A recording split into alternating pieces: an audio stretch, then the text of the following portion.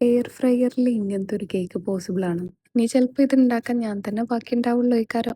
നോക്കി നോക്കാം. നല്ല പഴുത്ത റോബസ്റ്റ് പഴം ഉണ്ടെങ്കിൽ ഒരു 3 എടുക്കുക. മനസ്സിൽ ദേഷ്യമുള്ള ആരെങ്കിലൊക്കെ വിചാരിച്ചിട്ട് ഇതേപോലെ നന്നായിട്ട് അങ്ങോട്ട് ചതയ്ക്കുക. 2 കോഴിമുട്ട. എന്ത് വന്ന് മുട്ടൻ്റെ ഒക്കെ ഒരു തൊലിക്കട്ടിയേ. വിസ്കിന്റെ അഭാവത്തിൽ ഞാനിവിടെ സ്പൂൺ കൊണ്ടാണ് മിക്സ് ചെയ്യുന്നത്. നന്നായിട്ട് ഇളക്കി മിക്സ് ചെയ്യുക. അതിൽക്കൊരു 1/4 കപ്പ് ഷുഗർ ഇട്ടിട്ട് അതും നന്നായിട്ട് മിക്സ് ചെയ്യുക.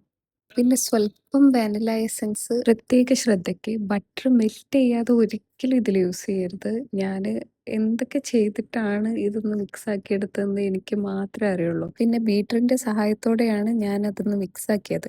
അടുത്ത ശ്രദ്ധയ്ക്ക് മൈദ ഒരിക്കലും ഇതേപോലെ ഡയറക്റ്റ് ഇടരുത്. ബേക്കിംഗ് പൗഡറും മൈദയും കൂടെ അരിച്ചിട്ട് മിക്സ് ചെയ്യുക. കേക്കിന്റെ ടെക്സ്ചറിനെ അത് കാര്യമായി ബാധിക്കും. സാരമില്ല, അഡ്ജസ്റ്റ് ചെയ്യാം. അതിൽ ഒരു 1/4 കപ്പ് മിൽക്ക് കൂടെ ആഡ് ചെയ്യുക. കയ്യിൽ ഏതൊക്കെ നട്ട്സ് ആണോ അവൈലബിൾ അതെല്ലാം അതിലിട്ട് മിക്സ് ആക്കിക്കോ. നല്ല ടേസ്റ്റ് ആണ് കേട്ടോ. ശേഷം ബാറ്റർ നേരെ എയർ ഫ്രയറിലോട്ട് ഇട്ടിട്ട് ഒരു 160 ഡിഗ്രിയിൽ 30 മിനിറ്റ്സ് ബേക്ക് ചെയ്തിട്ട് എടുക്കുക. ഈ എയർ ഫ്രയർ ഒരു സംഭവം തന്നെ കേട്ടോ. ഇതൊരു നല്ല വൃത്തിയിൽ അത് ബേക്കായി വന്നത് നോക്ക്. ടേസ്റ്റിന് നല്ല ടേസ്റ്റ് ഉണ്ടായിരുന്നു. പിന്നെ അതിൻ്റെ ഒരു സ്മെല്ല്, റൂം ഫുൾ ആ ഒരു ബനാന കേക്കിന്റെ സ്മെല്ല് നല്ലോണം ഉണ്ടായിരുന്നു. എന്തായാലും ട്രൈ ചെയ്ത് നോക്കുക. റെസിപ്പി ഞാൻ ഡിസ്ക്രിപ്ഷനിൽ കൊടുക്കാം.